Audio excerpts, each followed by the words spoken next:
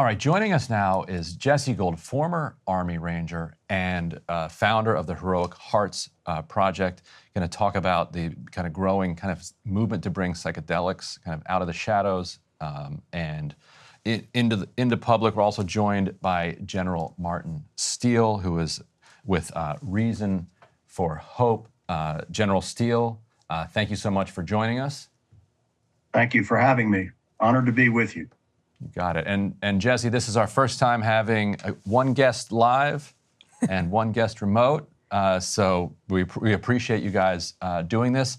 You're here at a either fortuitous or unfortuitous time because your issue is in the news. Yesterday we covered this Alaska Air bizarre situation where it looked like a pilot might have been trying to do some type of crash by suicide.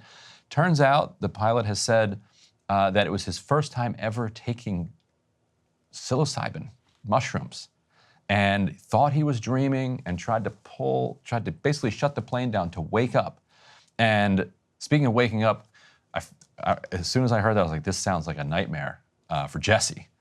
So when you saw this news report, what did it make you think about the way that this issue has kind of been playing politically around the country? Because I want to get into it's so alive, so in so many states around the country. Yeah, absolutely, and thank you so much for having me. And I'm glad we can test your guys' systems to see how it rolls. And I'm so honored to be joined by the General, who's also doing some amazing stuff. For me, it's more fortuitous because these conversations are coming in terms of America's perception of psychedelics and what we immediately jump to.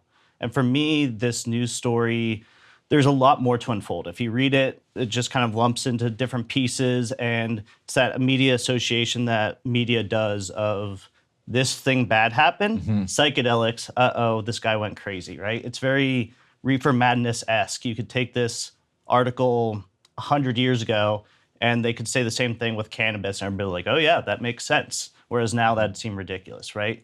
So I'm not saying psilocybin had nothing to do with it, but there's also many other factors that they noted in there, including 40 hours of no sleep, right? Including one article I read that this gentleman was going to San Francisco to go onto a flight. So that's kind of basic adult rules. Don't do psilocybin for the first time if you're going to do some sort of flight. Don't do it on a plane, and don't do it if you haven't slept for 40 hours. Yeah. And so this is, no matter what, psychedelics are coming. Psilocybin itself has been declared a breakthrough therapy by the FDA for depression. These are starting to be a main staple in mental health as we pass laws, but we still have these stigma hurdles that we have to overcome. And lazy media like this does not help because it doesn't delve into it. It's just that clickbaity, hey, this is a crazy story. Let's throw in psychedelics in there. Let's not explain anything further. Let's not get any more information about it. But people are immediately going to do that association. You could do anything else. For instance, they always do this when there's some sort of tragedy. Oh, this guy visited a mosque a week ago. Is there some sort of correlation? Never dive into the actual facts around it. The other issue, and this is a much longer issue, is the mental health issue. It's known that pilots are afraid of addressing mental health concerns because they could lose their job. A friend who runs a similar nonprofit, No Fallen Heroes, he comes from a Top Gun fighter pilot and actually works with pilots through psychedelics because when they retire, they have been dealing with their mental health issues and their only resort is to turn to alcohol. So sorry to shock people who are flying, but there is a crisis of many veterans who become pilots, many others who have mental health issues, and these are the people who are flying our planes because they have unaddressed mental health issues. And to just lump it in of psychedelics are going to cause crazy people, there's no factual evidence to support that. In fact, if we had an honest conversation, SSRIs and other mental health medication actually have a strong correlation, at least 8% cause psychosis. There's never been similar research showing that association with psychedelics. And that's the big pharma advertising you just don't hear, Ryan. General Steele, I want to bring you in here to ask basically what your path was to advocacy in this space, because as we were just talking about, there are decades of stigma to overcome, essentially. So for you, how did you come to this point, advocating on behalf of these important medications? Well, I want to thank you for having me again. I think that if I had to summarize it in one word, at my age, it's frustration. A little bit in line with what Jesse said in his answer to your previous question. It's frustration with the lack of urgency from our government for bold initiatives to improve the mental health situation in our country, which we are in a crisis. And so I have been involved in this in the form of research since I retired from the Marine Corps in 1999, and have worked with scientists looking at comorbidities with traumatic brain injury and post-traumatic stress, military sexual trauma across the spectrum, and looking at viable alternatives to SSRIs and the frustration with the treatment protocols in the Veterans Administration health system, which have been lack of confidence for veterans. And so people like Jesse, who are inspirational to me and part of the Veteran Mental Health Leadership Coalition, which I have the privilege to be the co-founder and leader of. There are over 45 organizations. We're all of the same ilk, from coming from an experience and a frustration that we're not doing the things that need to be done, the initiatives like research into psychedelic assisted therapy to be able to improve the mental health situation in our country. This is not about decriminalization from our perspective or social use. It's about research that needs to be done in these medications, just like what was mentioned here, MDMA and psilocybin. And that's what we're doing with the Breakthrough Therapies Act, HR 1393 and S 689, with co-sponsors on both sides of the aisle, bicameral support of getting legislation passed, which would reschedule these medicines to be able to do much more research in the space, moving them from Schedule 1, which is an illegal medicine, to Schedule 2, because they have been granted that condition from the FDA, and getting research done and expanding access to all Americans who are experiencing these traumas in the mental health arena. It doesn't matter whether they're veterans or civilians or first responders, the medical field, pilots, just like what Jesse brought out. We just have to do a better job. So what brought me here was the frustration that it's not moving fast enough, and that far too many veterans have gone outside our country. And Jesse can speak to this because he's a living example of helping those veterans, but go outside our country to get treatment using these medicines that save their lives, that they can't get in the United States legally. It's either underground or taking a risk of being arrested. So for me, it's changing the law to do that. And not just our veterans, but also our president's son. And so I wanted to, we talk a lot about MDMA and mushrooms, but ibogaine is one that doesn't get enough attention relative to the ability it has demonstrated to help people battle with addiction. And so Hunter Biden is known to have gone, I think, was it Mexico? More than likely. Yeah, for an ibogaine treatment, and his sobriety, I think, is understood by people close to him, including his father, to be connected to ibogaine. And so what are we seeing when it comes to the VA and to federal legislation or state legislation to open that up either to veterans, others, and what can you tell us about ibogaine in general? Absolutely. We're getting all the good poster child for psychedelics today. Although if it moves Hunter from that Hunter to one who's just doing paintings for donors. No, absolutely. And on our side, everybody deserves some sort of form of healing. And what we're seeing from the statistics coming from the VA and other organizations is that modern Western accepted medicine is just not doing it. The rates within the VA are abysmal. And we see with the suicide rates, I think the VA just came out and they're always revising it, which just shows that they don't even have a basic handle on it. Anywhere from 22 to 44 veterans commit suicide a day, right? And this is over 20 years of war, which is even more shocking now that people are talking about getting into another war without even addressing this underlying issue that's affecting hundreds of thousands of veterans. So there's across the board of many of these different psychedelics are almost being rediscovered by the Western world of how effective they are, only because the research has been squashed by these sort of media articles, the war on drugs, government propaganda, which has been very effective. Ibogaine has been particularly effective with addiction. So they've established clinics in Mexico. There's a couple in Canada, and where addiction rates generally have abysmal sort of these Malibu resorts, more than often people go into recidivism. But Ibogaine has actually shown very effective results where people go in with opioid addiction and they go out of it not having that addiction, at least for a time being. And then there's also the same sort of psychological benefit where they can understand the root trauma that caused them that addiction in the first place. So it gives them this window of opportunity to really change their life in an effective way. And we're seeing this across the board with different psychedelics in different ways.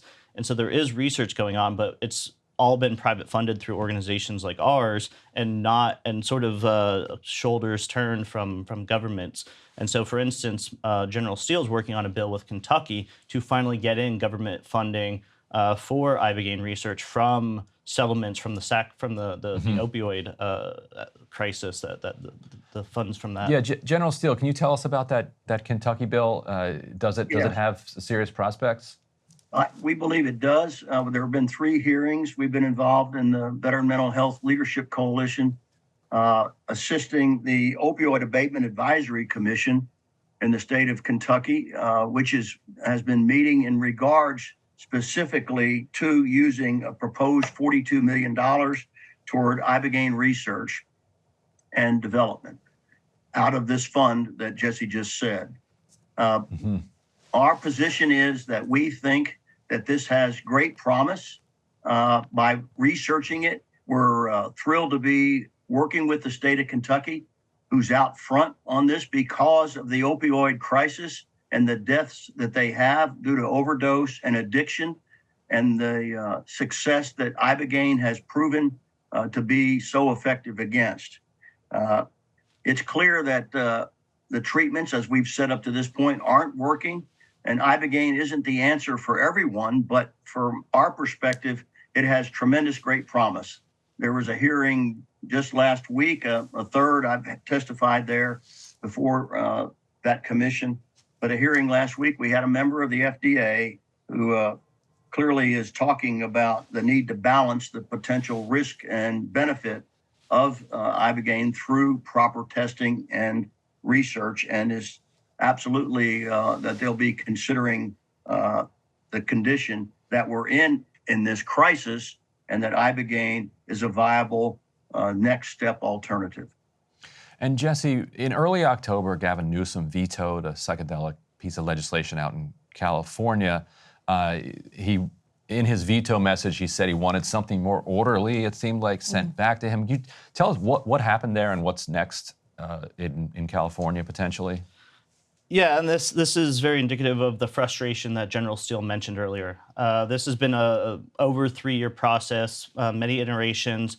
By the time we actually got it through both the houses in California, bipartisan support, wide popular support, it would have been an easy bill for Governor Newsom to sign. And what everybody speculates is it's because of his looking forward to what's next in his sort of career.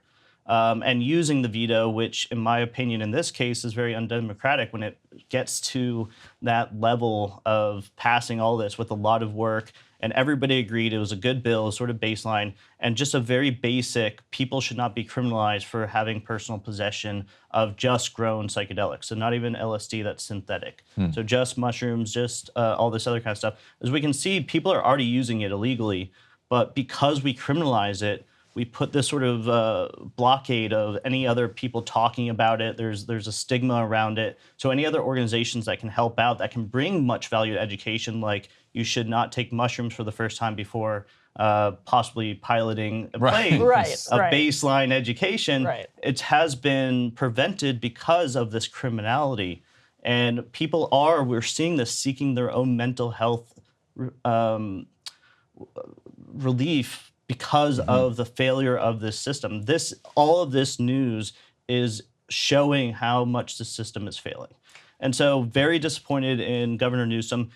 And, it's the very politician thing where he had this, hey, if you had just done this, it would have been great. He had more than 3 years to tell us. And it's for the veteran population. A lot of us are disappointed because this is what we come to expect. These politicians will say, hey, I support the troops. Hey, I have these veteran friends over here next time around. But what they do is they kick the can. They utilize our name, our voice to get where they need. But when we ask them the very basic to help us, they do not. And again, I want to circle back. This is so important right now because we just got out of 20 years of war. There's over 600,000 just from the past 20 years of war veterans with PTSD. There has not been effective legislation on a federal level to resolve this or address this or even talk about this. We haven't even looked at why we had 20 years of failed war, and there's already people salivating about getting into the next war. The contractors get paid up front. We're still there hat in hand. My friends have to go to Capitol Hill and beg politicians to pay attention to the suicide rate. There's no reason with that many veterans dying from suicide that this should not be a national crisis. We show how fast the government can work when it wants to, but there has not been the same sort of urgency around veterans and mental health issues, which is very tragic. And in my opinion, Governor Newsom's decision was self-serving and falls right in line with what we come to expect from politicians. And General Steele, I'm curious what the reaction has been from your kind of former comrades and colleagues in the military to you coming out and taking a position on this. Do you hear more good for you? This is desperately needed, or do you hear more? There goes crazy hippie General Steele out.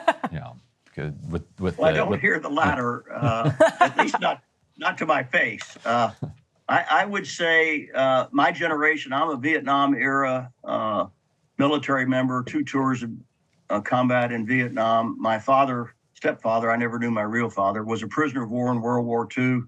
And my son had 3 tours of combat in Afghanistan. So we spanned the whole gamut. But the support that I've received from my peers, once they are educated in regards to what and why, they clearly understand the crisis and the mental health situation. I would say my generation of warrior is saying to me, thank you for what you're doing, and all of the people of the coalition, these veteran service organizations and groups like Jesse. I wish we would have had that for us. Because as Jesse said early on, alcohol was the drug of choice.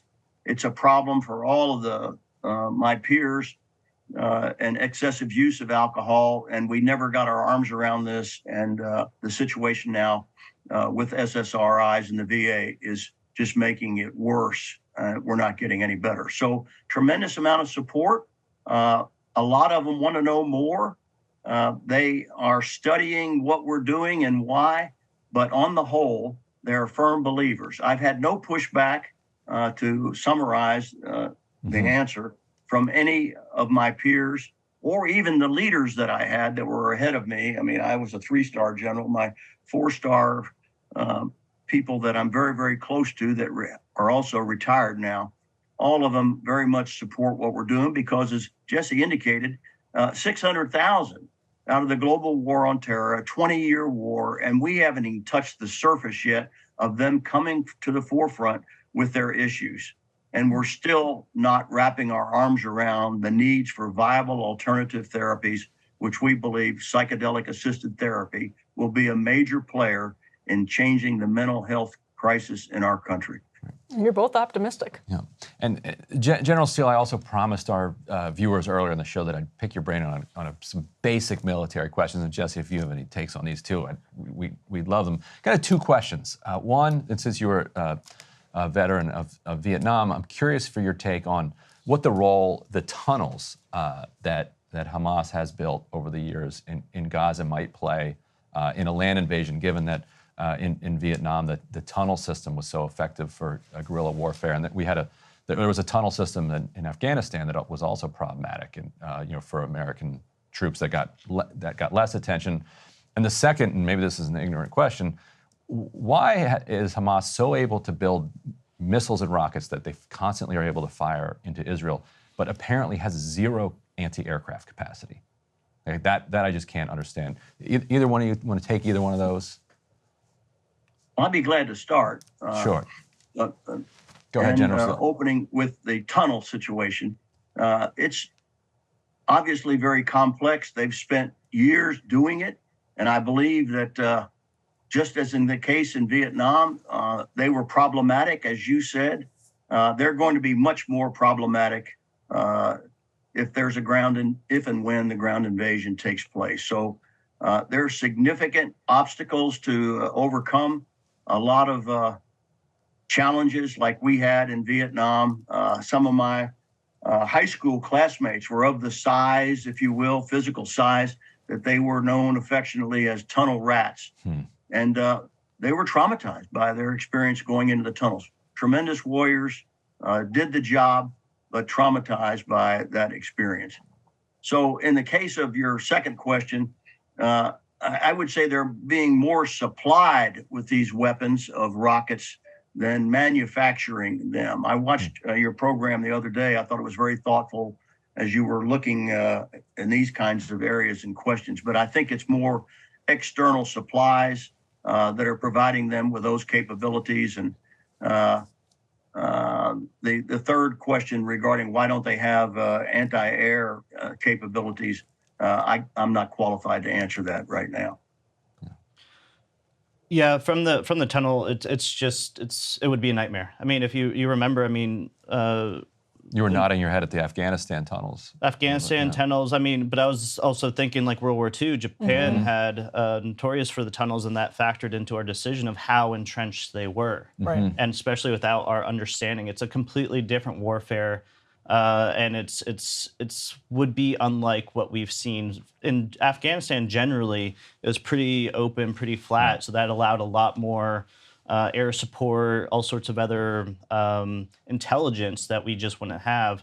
But then we're factoring not only the urban warfare and the tunnels, which we really just haven't seen for quite a while, and just the density of the population, it factors into all these other dynamics. Because if you're going into there and you're going against the Hamas that's not going to wear uniforms, and you're in this very dense population, it's going to be chaos in a lot of factors. And then you're bringing in other serious military, potentially, like Iran, as well as what happened in Afghanistan. When I was over there, there was an estimation that this was a little bit deeper into the war, that the majority of the people were fighting weren't even Taliban or from Afghanistan. The vast majority were from other countries, other networks, surrounding countries that were just there because that's where the fight was. And I feel like this is even more that case where it's going to be sort of that ideological, not only fighting us, fighting Israel in this centered spot that's just going to be a hotbed. And again, we have not even done an after actions review on the last wars. Right. Why were we there for 20 years? And neither the general or our peaceniks, like I would re-enlist again if I was at that age. And there's a unspoken agreement, or there should be in any culture or any country, between the serving veterans and the politicians. We will risk our lives, but we expect them to have intelligent analysis of the wars we get into, right? And we did not have that analysis with the previous wars. And I'm not saying one way or the other of that, but we need to actually factor in the real cost, not just the cost to the war contractors, but the lives as well as the mental health issues that we have not even factored in with these past few wars. And the very least we can do is at least research therapies that could be beneficial to people coming home. Yeah. With the moral wounds and the emotional and psychological wounds, as well as the physical ones. And so the organizations are Reason for Hope, Heroic Hearts Project. Where can people find more information on this? So heroicheartsproject.org is our website. And as the general said, our main goal is that we help connect veterans to countries where this is legal. As tragic as that sounds, veterans are going to other countries to get life-saving support. That's where we come into play. You're going to make to sure they allow do it that. as safely as possible. As safely with support, so these sort of stories don't happen. If the general, I think it's reasonforhope.org, he can correct me if that's wrong. No, that's correct. And the Veteran Mental Health Leadership Coalition also, which is comprised of these over 45 veteran service organizations that we have, all part of doing the same thing that Jesse just said, advocacy in this space. We really appreciate you guys joining us and for the fight you're waging. Thank you so much. Absolutely. I That want does to it tell for- you. Go ahead, General Steele. Please, General. Well, I just want to say thank you for what you're doing too. Having had the opportunity to look at some of your work, it's thoughtful, thought-provoking, but very necessary right now. And so affording us the opportunity to come on to talk about this specific issue, we hope we have an opportunity to come back. But this is the space. If we're going to do something differently, because what we've done and what we are currently doing is the true definition of insanity, providing the same treatment protocols that do not work for this population. As it comes forward, we're not there yet with the 600,000. As they come forward, it's like a tip of the iceberg right now. And it's the Herculean work that Jesse Gould is doing in his organizations and others. But to have to go outside our country to get treatment to save your life is unconscionable. And it is the definition of suicide to think that you can do the same thing over and over that we have been doing now and get a different result. So thank you for what you're doing in this space to help us get the message out. All right. Well, thank you for saying so. I think we have a new Breaking Points premium subscriber there. Hope so. No, I think General Steele's hooked. It's good you say that, Ryan, because you can now go to breakingpoints.com to subscribe, What a as segue. our producers are telling us to make sure we remind you, breakingpoints.com. And the thing is, with Counterpoints, if you are a premium subscriber, you get the full show uninterrupted early on YouTube, as opposed to the few clips And from the show. Spotify and all those other corporate platforms. Right, yeah, so you get to support our work and continue coverage of issues that mainstream media, so-called mainstream media, doesn't want to touch, like psychedelics for veterans. Super important. You don't often hear about it elsewhere. And if you subscribe here, we will do our best to continue bringing coverage just like that. All right, Crystal and Sagar will be here tomorrow. We'll be back here next week. Thanks for joining us. Hey, if you liked that video, don't forget to hit the like button and subscribe to Breaking Points. If you want to see the rest of Counterpoints, go to breakingpoints.com to become a premium member and get the full uncut show every morning in your inbox and on Spotify. Help us build independent news and get the full show every morning at breakingpoints.com.